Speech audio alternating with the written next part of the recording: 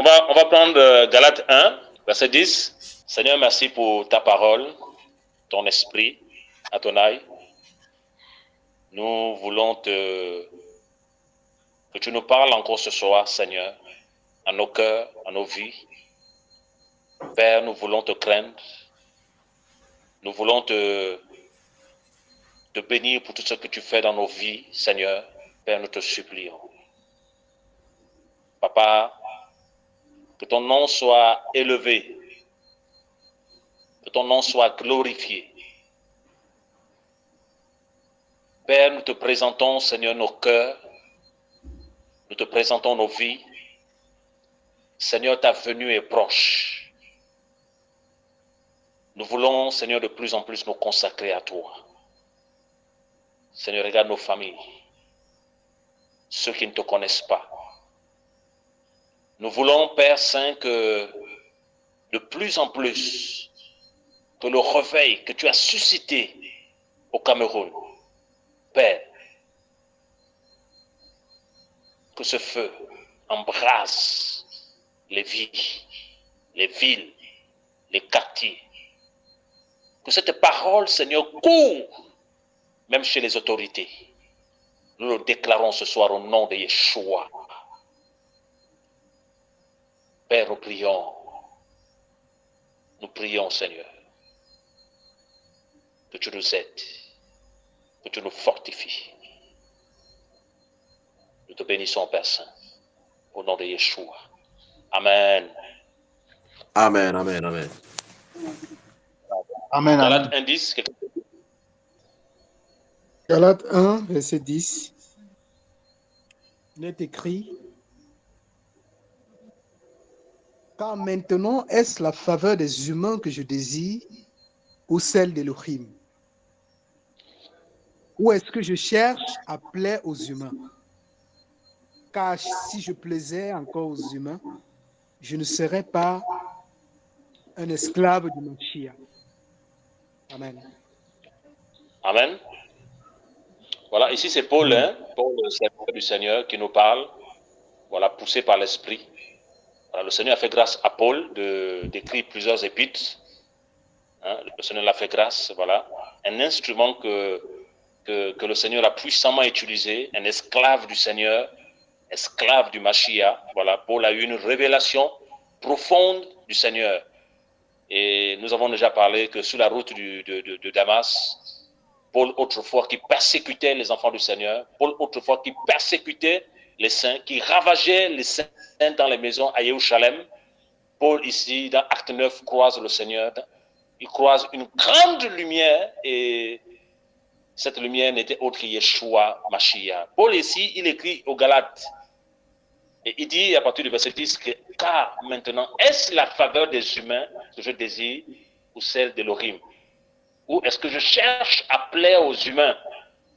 Car si je plaisais encore aux humains, je ne serais pas un esclave du Mashiach. Et lorsque nous lisons dans lorsque nous allons dans le Galates 1, l'explication de faveur dans la Bible, parce que c'est une révision qui nous bénit énormément, la Bible de Yeshua Mashiach. Nous savons tous que le mot grec signifie aussi persuader, se faire un ami, convaincre, lutter pour plaire à quelqu'un. Donc la faveur en grec, ça veut aussi dire que non, que se faire un ami, convaincre, lutter pour plaire à quelqu'un.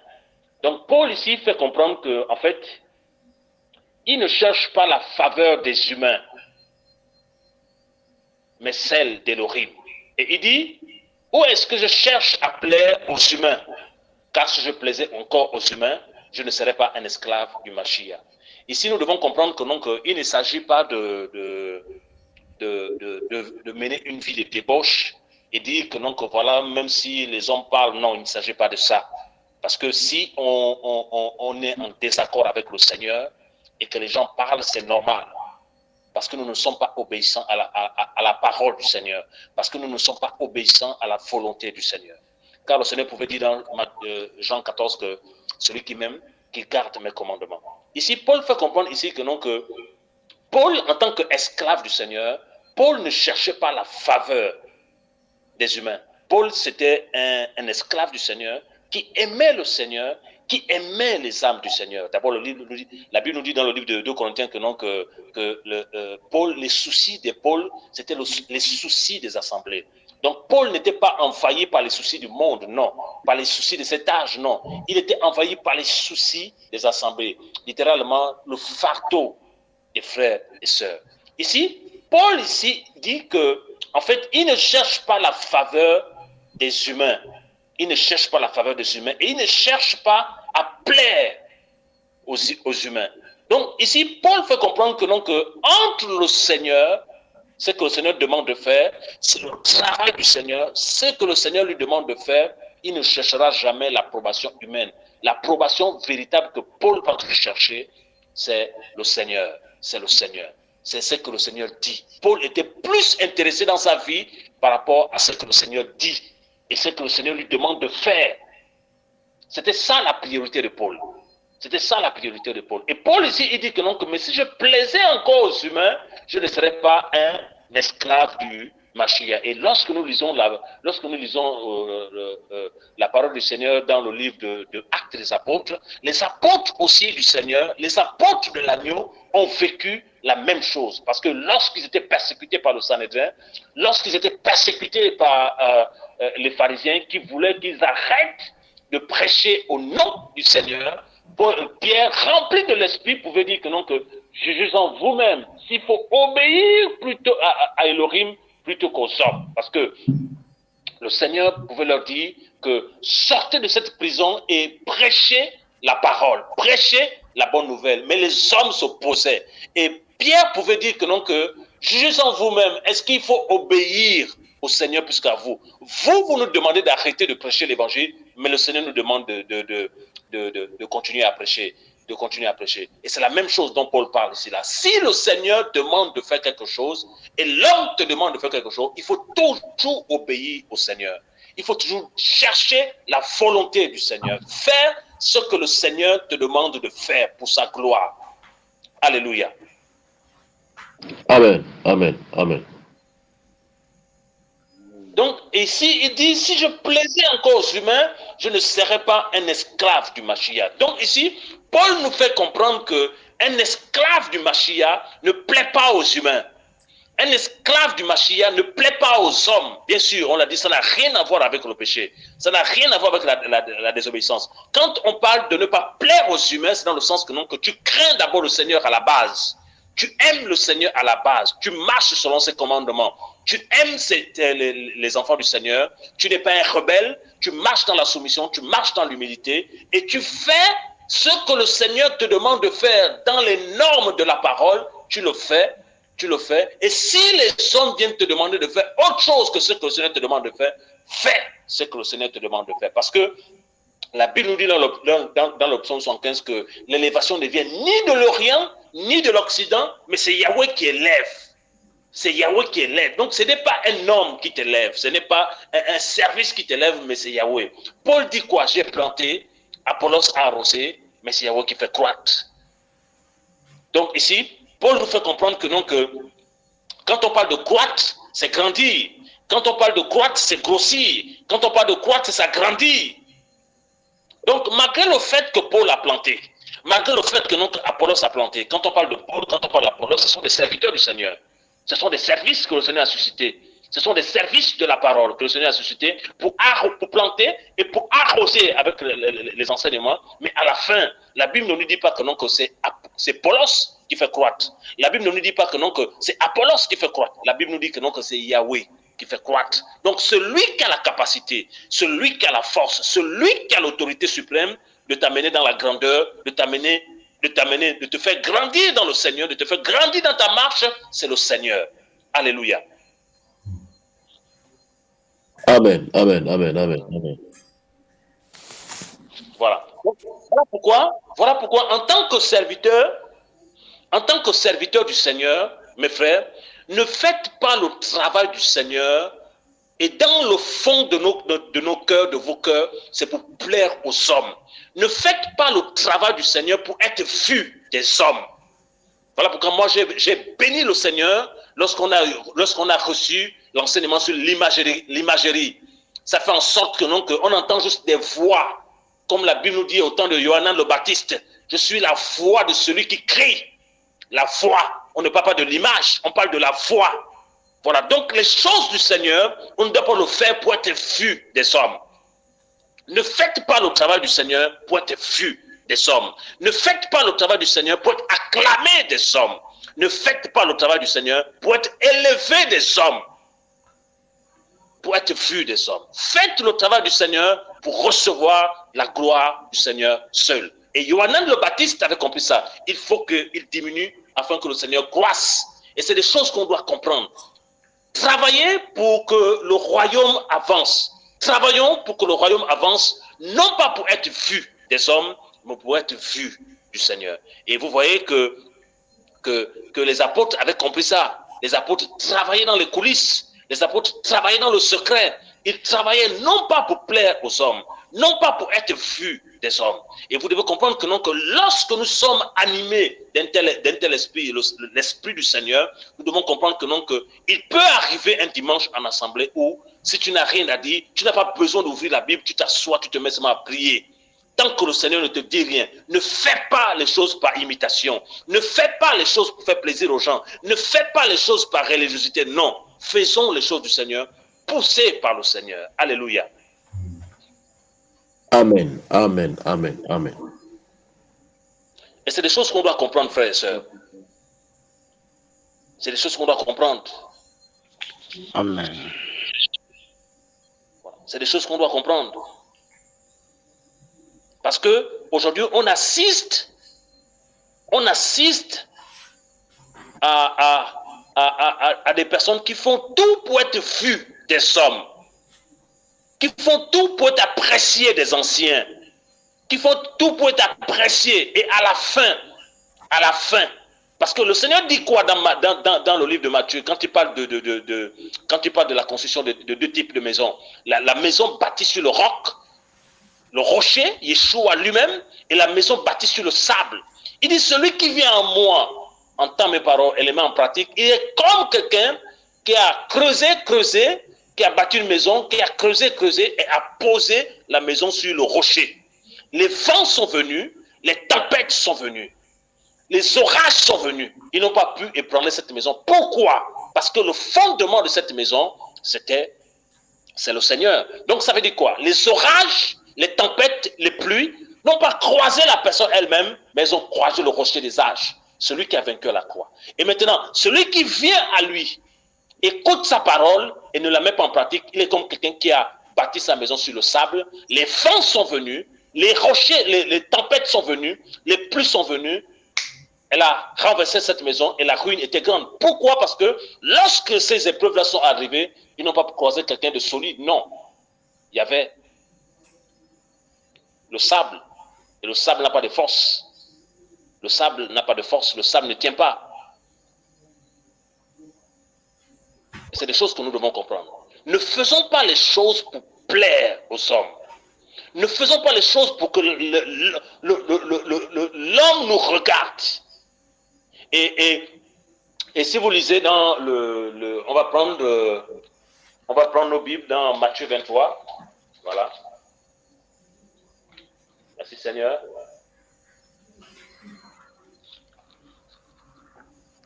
Matthieu 23. À partir du verset 1.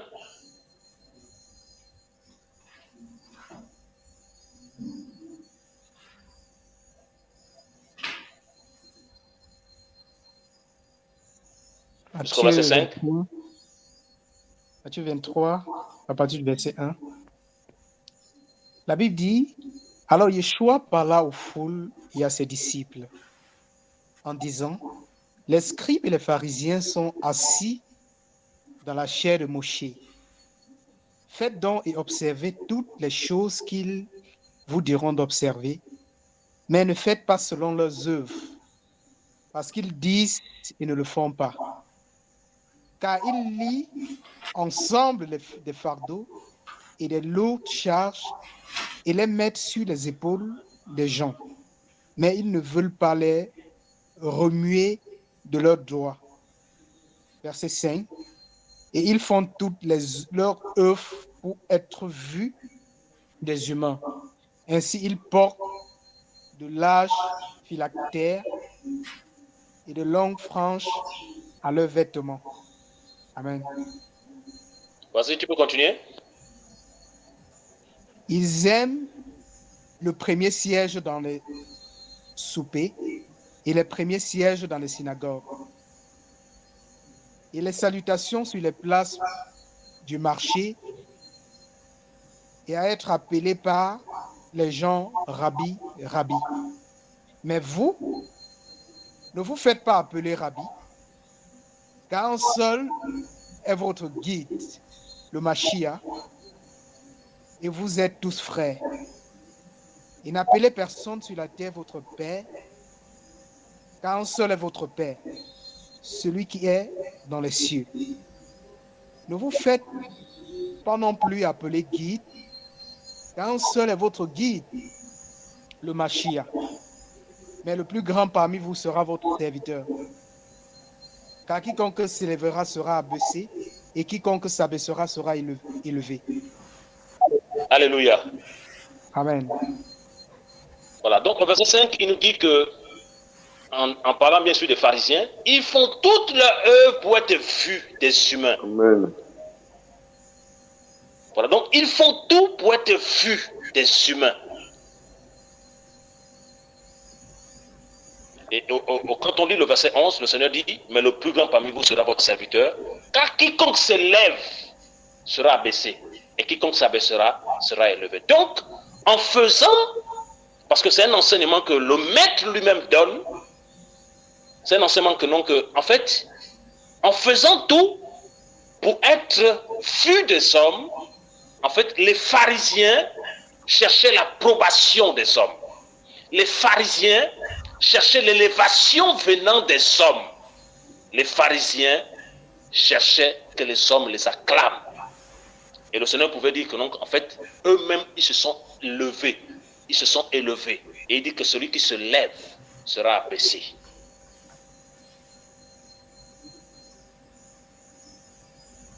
Et celui qui s'abaisse sera élevé. Donc, le Seigneur nous dit ce soir qu'un vrai enfant du Seigneur ne marche pas.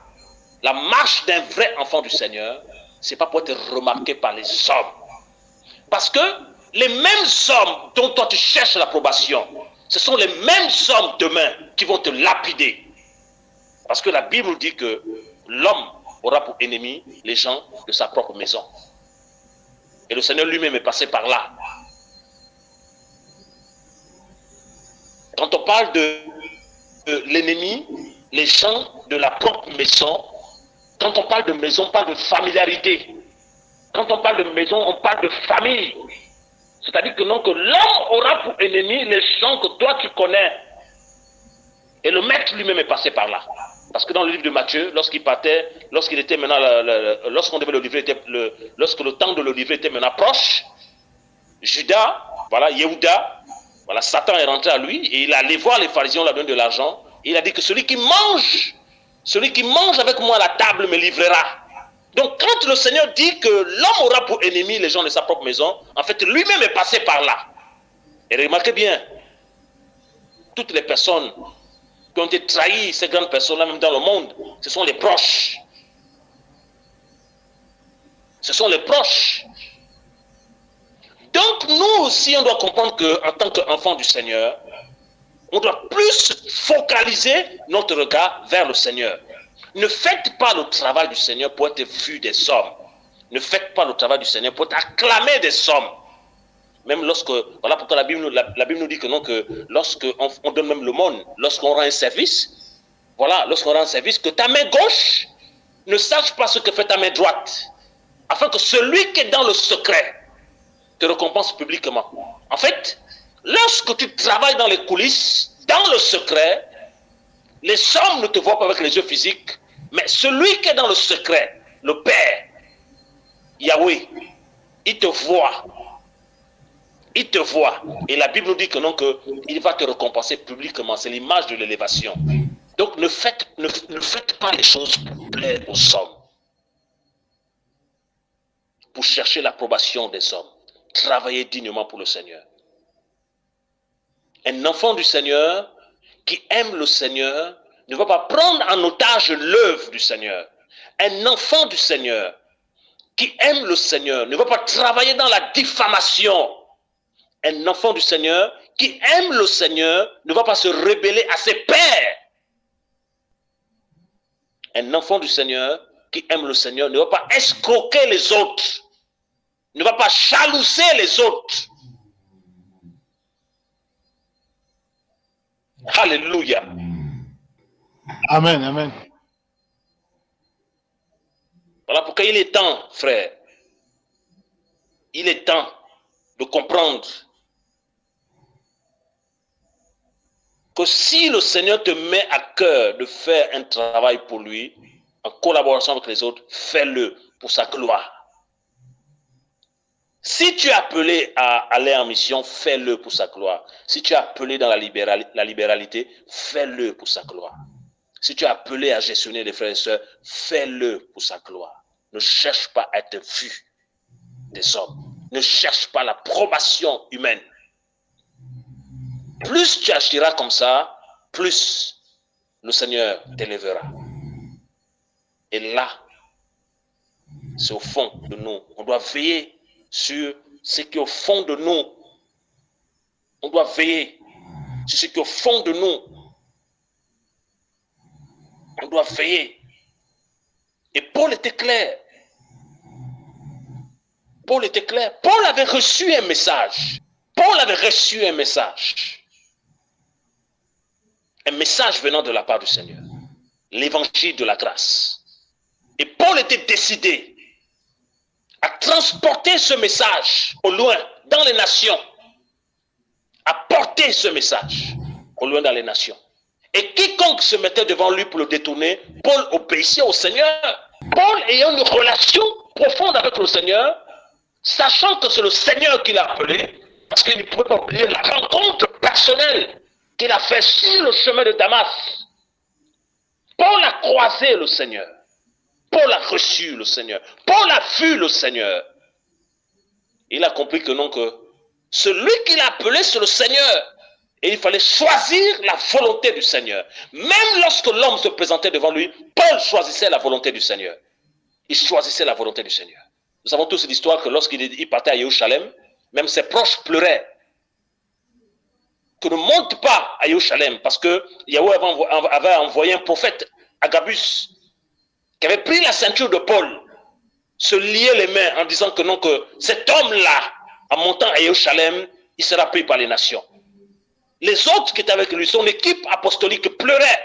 Et Paul dit quoi? Que faites-vous en pleurant et en me brisant le cœur? Je suis prêt non seulement de mourir à Jérusalem pour le Seigneur, voilà, mais de souffrir encore. Donc Paul avait décidé de suivre le Seigneur. Même les proches qui pleuraient, ils n'étaient pas dans le sentiment. Il était décidé à suivre le Seigneur. Décidé à suivre le Seigneur. Et ma prière est que Yahweh nous fasse grâce de plus chercher le Seigneur. Plus chercher le Seigneur. Plus regarder le Seigneur. Parce qu'à chaque fois qu'on regarde plus au Seigneur, on est comme un palmier qui s'enracine. On est comme un palmier qui s'enracine. Et quel que soit le vent, le palmier à la profondeur. Le palmier à la profondeur. La profondeur. Et vous allez voir que, non, que lorsque vous voyez un palmier, il ne fait pas le bruit, il est là tranquille, mais sa racine va en profondeur. C'est l'image des enfants du Seigneur qui se focalisent sur le Seigneur. On n'entend pas parler d'eux, mais ils s'enracinent dans les profondeurs. Alléluia.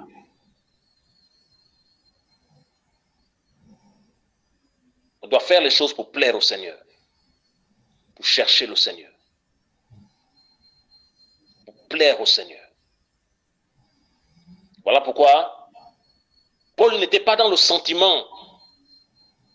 Paul aimait le Seigneur. Il n'était pas dans le sentiment. Voilà, à cause du sentiment, il s'est séparé de Barnabas. s'est séparé de Barnabas. Barnabas voulait amener encore avec lui quelqu'un qui les avait abandonnés dans le champ missionnaire. Et Paul a jugé, il a dit non. Et ils se sont séparés. Et Paul a continué sa marche. Il a continué sa marche. Et dans le livre de 2 Corinthiens, il dit qu'il parle de l'amour profond qu'il a pour les âmes. Paul était un passionné du Seigneur. Un homme qui était prêt à mourir pour le royaume. Il aimait tellement le Seigneur. Il aimait tellement le Seigneur. C'est des pères apostoliques, des modèles. Vous avez vu, c'est consigné dans la Bible, imitez-moi, comme je suis imitateur du Mashiach. Paul pouvait le dire. Et l'Esprit du Seigneur a testé cela. Paul pouvait le dire, frères et sœurs. Cherchons le Seigneur. Cherchons à plaire au Seigneur. Quand on rend service, ne cherchons pas l'approbation humaine. Quand on donne, ne cherchons pas l'approbation humaine. Parce que l'amour des hommes est limité. Mais le Seigneur dit dans sa parole, je t'aime d'un amour éternel. L'amour de Yahweh est infaillible. Son amour n'est pas circonstanciel. Quand le Seigneur dit il t'aime, il t'aime. Alléluia. C'est l'amour du Seigneur. C'est notre Papa céleste. C'est lui qu'on doit suivre. C'est lui, frères et sœurs. C'est lui. Voilà pourquoi de plus en plus nous devons nous focaliser sur le Seigneur. Nous devons nous focaliser à chercher le Seigneur. Nous devons nous focaliser à plus chercher à plaire au Seigneur qu'aux hommes. Bien sûr, on ne va pas dire que être dans ce désordre en disant que non, voilà, tu fais le désordre, tu dis non, non, non, je ne suis pas un homme, non, non, on ne parle pas de ça. Ça, c'est la rébellion.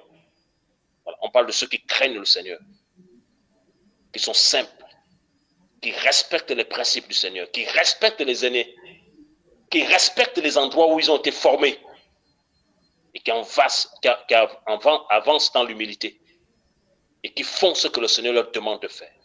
Fais ce que le Seigneur te demande de faire en toute humilité et tu verras sa gloire dans ta vie. Alléluia.